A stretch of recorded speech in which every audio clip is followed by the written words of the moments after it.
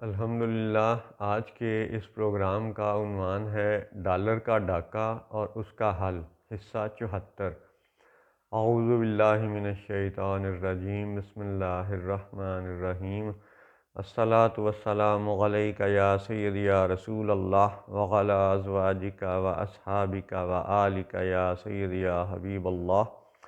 الحمدللہ لاہور شہر میں آج بروز منگل 2 مئی 2023 عیسوی کا دن ہے۔ 11 شوال المکرم 1444 ہجری کا یہ موقع ہے۔ پچھلے پروگراموں میں بڑی تفصیل سے اور شاید قرآن پاک کی آیات کے حوالے سے ایک جامع انداز میں یہ بتانے کی کوشش کی گئی کہ پیٹرو ڈالر یا پیٹرو روبل یا پیٹرو یوان یہ سب بنی نو آدم کو غلام بنانے کا ایک بہانہ ہے، ایک طریقہ ہے، ایک جال ہے، ایک دجل ہے، ایک فریب ہے، ظلم ہے، فساد ہے۔ تو جیسے جیسے دنیا میں آپ دیکھیں کہ مہنگائی، مصنوعی مہنگائی کا یہ غلغلہ مچا دیا گیا اور بڑھا دیا گیا، اس فساد کو بہت زیادہ بڑھا دیا گیا مہنگائی کی شکل میں، ویسے ویسے اسرائیلی صہیونی آس پاس کے علاقوں پر ظلم و تشدد میں اضافہ کرتے چلے جا رہے ہیں۔ فلسطین، یروشلم، یہ غزہ، یہ سب خطے، شام کیا اور دیگر آس پاس کے علاقے کیا، آپ دیکھیں کہ ہر وہ ملک جو پچھلے 50 سال 70 سال میں اسرائیلی صہیونیوں کے خلاف بولتا رہا، آواز اٹھاتا رہا، کوشش کرتا رہا، ہر اس ملک کے اندر فتنہ زیادہ ہے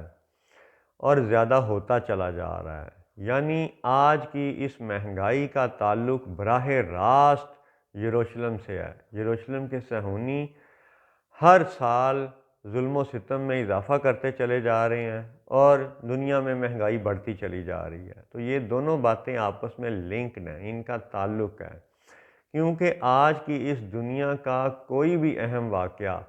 فتنہ دجال سے علیحدہ کر کے نہیں دیکھا جا سکتا۔ آج کی اس دنیا کا ہر واقعہ فتنہ دجال کی کڑی سے جڑا ہوا ہے۔ اب جب کہ یہ صدی 21ویں صدی جس میں ہم اس وقت رہ رہے ہیں، تو یہ 9/11 سے شروع ہونے والی 21ویں صدی، اس میں ہمیں جانا کس طرف ہے؟ 10، 12 اور 1 کی طرف۔ یہ پچھلے پروگراموں میں بات ہو چکی۔ تو اب آج کے پروگرام میں آپ دیکھیں کہ چونکہ مہنگائی کا تعلق یروشلم سے ہے، صہیونی حملہ آوروں سے ہے، صہیونی دہشت گردوں سے ہے، صہیونی مالیاتی جادوگروں سے ہے، تو ان کا ایک علاج، ان کا ایک رد، ان کا ایک حل تو یہ ہے کہ 1917 کا بالفور ڈیکلیریشن غیر قانونی تھا اور غیر قانونی ہے، کیونکہ وہ بالفور ڈیکلیریشن ایشو کس نے کیا تھا؟ برطانوی سامراجی ڈاکوؤں نے، یعنی برطانوی حکمران نے، یعنی یاجوج نے۔ تو کس وقت کیا تھا؟ جب وہ خود ایک طرف تو بنی اسرائیل ہونے کے دعوے دار تھے اور دوسری طرف وہ پوری دنیا کو غلام بنا چکے تھے۔ تو انجیل سے، تورات سے، قرآن سے، تینوں الہامی کتابوں سے یہ ثابت ہے کہ بنی اسرائیل تو دوسروں کو غلام نہیں بناتے، تو یہ برطانوی یاجوج اور یہ یورپی سامراج جس نے ساری دنیا پہ قبضہ کیا، بر اعظم امریکہ پہ بھی کیا اور ادھر بھی کیا، ہندوستان، بر صغیر، پاک و ہند پر، آسٹریلیا پر، ارجنٹائن، برازیل پر، ساری دنیا پہ جب یہ یاجوج اور ماجوج چھا گئے، تو ایک طرف ان کا بنی اسرائیل ہونے کا دعویٰ اور دوسری طرف پوری دنیا کو غلام بنانا، یہ اس بات کا ثبوت ہے کہ یہ حکمران الہامی کتابوں کے منکر ہیں اور یہ بنی اسرائیل نہیں ہیں، کیونکہ بنی اسرائیل دوسروں کو غلام نہیں بناتے۔ لہٰذا کالونائزیشن اس بات کا ثبوت ہے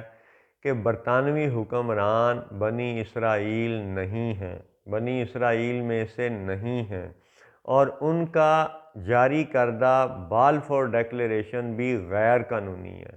اور اس بالفور ڈیکلیریشن کے تحت بننے والی یہ صہیونی ریاست اسرائیل یہ بھی غیر قانونی ہے، کیونکہ جب ایشو کرنے والا خود غیر قانونی ہے تو جس کو وہ پرمیشن اجازت نامہ وہ رخصت دی گئی تو وہ صہیونی ٹولہ بھی غیر قانونی ہے۔ یعنی جو دنیا بھر کو بنائے غلام اور دعویٰ کرے بنی اسرائیل ہونے کا تو ان کا دعویٰ باطل شمار کیا جائے گا۔ تو جب دعویٰ ہی باطل ہے تو پھر اس دعوے کے نسبت سے صہیونیوں کا فلسطین پر قبضہ بھی غیر قانونی ہے، کوئی انہیں حق نہیں ہے فلسطین پہ قبضہ کرنے کا۔ دوسری بات، چونکہ ساری دنیا کو جکڑنے میں، غلام بنانے میں مالیاتی نظام بڑا ایک اہم مہرہ تھا ان کا، یہ فکٹیشیس منی، یہ پیپر منی اور یہ پٹرول اور ڈالر کا گٹھ جوڑ، تو اس جرم میں مکہ والے آل سعود ان امریکی حکمرانوں سمیت پوری طرح شامل ہیں۔ تو مسلمان ملکوں سے بالخصوص اسلام آباد سے امریکی ایمبیسی کو، جو کہ بہت بڑا جاسوسی کا مرکز بھی ہے، اس کو نکالنا اگر ضروری ہے تو اتنا ہی ضروری سعودی ایمبیسی کو نکالنا بھی ہے، کیونکہ پیٹرو ڈالر کا گٹھ جوڑ پیگڈ ہونا یہ اب ایک ایسی عالمی حقیقت ہے کہ ان دونوں کو یہاں سے نکالنا ضروری ہے، امریکی ایمبیسی کو بھی، سعودی ایمبیسی کو بھی، کیونکہ کبھی یہ پیٹرو ڈالر کے نام پہ دھوکہ دیتے ہیں اور کبھی یہ پیٹرو یوان اور پیٹرو روبل کے نام پہ دھوکہ دیتے ہیں۔ یہ زمانہ دجل ہے، اور یاجوج اور ماجوج کے درمیان میں واؤ ہونے کا مطلب پچھلے پروگراموں میں بھی بیان کیا جا چکا کہ میڈیا دکھائے گا ایک گروہ کو بہت اچھا بنا کے، دوسرے کو شیطان بنا کے۔ ایک کے ماننے والے اپنے والے لیڈروں کو فرشتہ سمجھیں گے، دوسرے والے کو آگ اور جن اور شیطان اور حزب الشیطان سمجھیں گے۔ ایسے ہی اس کے ماننے والے اس کو بہت اچھا سمجھیں گے اور دوسرے گروہ کو وہ برا سمجھیں گے۔ تو یہ مثال آپ یوکرین کے حوالے سے روس امریکہ کا وہ معاملہ دیکھ لیں، شام کے حوالے سے روس امریکہ کا معاملہ دیکھ لیں، پاکستان میں پی ڈی ایم اور عمران خان کے حوالے سے دیکھ لیں، سوڈان میں دونوں جرنیلوں کے حوالے سے دیکھ لیں، اور سبق حاصل کریں سیدنا آدم علیہ السلام کے واقعے سے کہ آدم علیہ السلام کو جب سجدہ کروایا جاتا ہے تو ایک طرف نوری فرشتے اور ایک طرف وہ ابلیس، آگ، جن، تو نہ وہ جن اس قابل تھا کہ خلیفہ بنایا جائے اور نہ یہ فرشتے اللہ کی رضا سے منصب خلافت پر فائز ہوئے۔ لہٰذا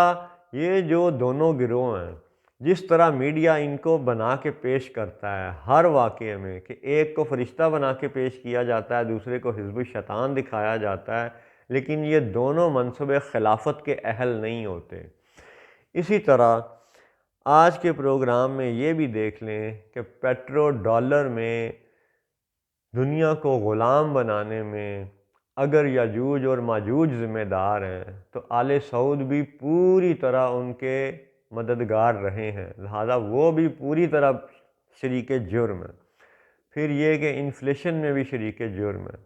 ہاں، اب یہ جو ملکی سرحدوں اور فارن ساورینٹی کے نام پر یہ جال بن دیا گیا ہے، تان دیا گیا ہے، اس کو آپ یہ دیکھیں کہ ابھی کچھ عرصہ پہلے پاکستان کے ایک مشہور عالم دین ڈاکٹر محمد اشرف آصف جلالی نے یہ اعلان کیا کہ وہ ترکی کو رجب طیب اردگان کو 5 لاکھ مجاہدین بھیجنے پر تیار ہیں۔ چلیں جی، ڈاکٹر صاحب کی نیت پر کوئی اعتراض نہیں، کوئی شک نہیں، انہوں نے 5 لاکھ بھیجنے کا اعلان کر دیا، لیکن ڈاکٹر صاحب کی علمی شخصیت پر، ان کے علمی قد پر اعتراض نہیں کیا جا رہا، بطور شاگرد ایک نکتہ ان کے سامنے اور سب مسلمانوں کے سامنے پیش کیا جا رہا ہے کہ بالفرض وہ 5 لاکھ مجاہد بھیجنے پر تیار ہیں اور بھیجتے ہیں، تو اس 5 لاکھ فوج کو کیا رجب طیب اردگان قبول کرے گا؟ وہ رجب طیب اردگان جو پہلے سے ترکی کے ساتھ اربوں ڈالر کی تجارت میں مصروف ہے، کیا وہ ڈاکٹر اشرف آصف جلالی کے 5 لاکھ مجاہدوں کو لے کے اپنے اربوں ڈالر کی تجارت کو ختم کرنا پسند کرے گا؟ نہیں کرے گا۔ اس کا مطلب ہے کہ ہمیں اہل سنت و جماعت کو، سنیوں کو رجب طیب اردگان اور ترکی کے اس موجودہ فریب سے اور ملکی سرحدوں کے اس فریب سے نکلنا پڑے گا۔ اسی طرح ڈاکٹر صاحب اور دیگر مسلمان یہ غور کریں کہ آج اگر 5 لاکھ فوجی پاکستان سے چلیں اور فلسطینیوں کی جا کے مدد کرنے کی کوشش کریں، تو جب وہ اپنے گھر سے نکلیں گے تو اسرائیل پہنچنے کے لیے جب وہ مارچ کریں گے، چلیں گے، کسی بھی صورت میں روانہ ہوں گے، تو ان کو روکنے والی سب سے پہلی فوج کون سی ہوگی؟ کیا صہیونی فوجی ہوں گے؟ وہ نہیں، سب سے پہلے وہ پاکستانی فوجی ہوں گے، رینجر ہوں گے، پولیس والے ہوں گے، یعنی ہمارے اپنے بندوق والے ہوں گے، جو ہمارے مجاہدین کو فلسطین پہنچنے سے روکیں گے، خود بھی جا کے مدد نہیں کریں گے اور جو جانا چاہے اس کو بھی روکیں گے۔ تو یہ ہے وہ ملکی سرحدوں کا ڈرامہ، یہ ہے وہ ملکی سرحدوں کی اصل حقیقت کہ جس کو اب ہمیں سمجھ لینا چاہیے، جان لینا چاہیے، مان لینا چاہیے کہ یہ جمہوریت کا پھندا، یہ مارشل لا کے ڈرامے، یہ ایف ڈی آئی، یہ پرائیویٹائزیشن، یہ فکٹیشیس منی، یہ پیٹرو ڈالر، پیٹرو یوان، پیٹرو روبل، یہ ملکی سرحدیں، یہ ملکی ساورینٹی، یہ سب یاجوج اور ماجوج کے تانے بانے ہیں۔ اور آج اگر کوئی مجاہد خراسان میں سے، افغانستان میں سے، پاکستان میں سے کوئی مجاہد جا کے فلسطینیوں کی مدد کرنا چاہے اور اسرائیلی صہیونیوں کے خلاف جہاد کرنا چاہے، تو سب سے پہلی رکاوٹ افغانستان کی سرکاری فوج بنے گی، سب سے پہلی رکاوٹ پاکستان کی سرکاری فوج بنے گی۔ اس کا مطلب ہے کہ اب ہمیں ان ملکی سرحدوں کے دجل سے بلند تر ہو کر قرآن پاک کے انی جاعل فی الارض خلیفہ والے سبق پہ واپس لوٹنا ہی پڑے گا، کیونکہ سورۃ الکہف کے اہم اشارے یہی ہیں کہ ہمیں ایک پہلی خلافت کی طرف جانا ہے اور 21ویں صدی میں جانا ہے۔ تو یہ سب اشارے جب قرآن پاک میں موجود ہیں، اور اس حقیر نے پچھلے پروگراموں میں حکمرانوں کو ان کے حوالے سے آیات بتا دیں، وضاحت کر دی، بیوروکریٹ کو ان کے حوالے سے آیات بتا دیں، وضاحت کر دی، اچھے افسران کو ان کے حوالے سے آیات بتا دیں، وضاحت کر دی۔ پھر اب رہ گیا معاملہ کہ فاریکس پیرٹی کا فائدہ اٹھانے والے یہ جو فاریکس کرنسی ایکسچینج ڈیلرز ہیں، جو ٹھیک ہے، ان کے حوالے سے آیات کا مختصر تذکرہ تو پہلے بھی ہو چکا، آئندہ بھی ہو جائے گا۔ اور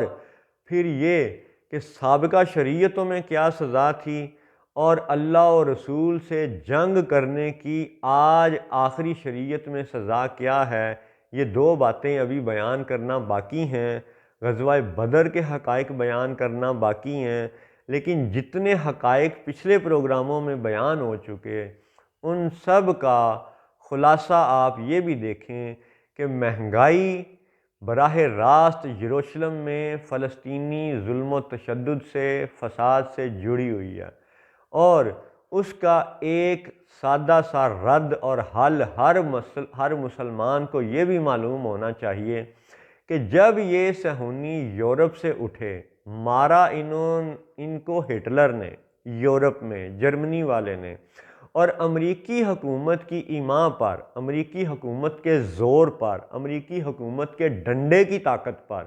یہ آج تک جرمنی کی حکومتوں سے خراج اور تاوان وصول کر رہے ہیں، اربوں ڈالر وصول کر چکے ہیں اور آج بھی کر رہے ہیں۔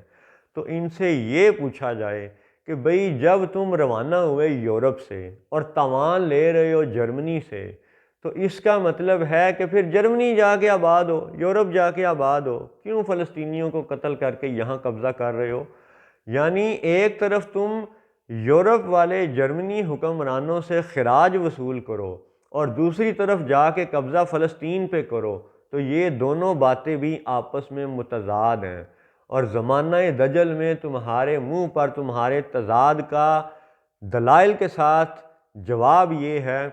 کہ اگر یورپ کے جرمنی سے ہولوکاسٹ کا تاوان تم وصول کرتے ہو تو پھر فلسطین پہ تمہارا حق کوئی نہیں ہے۔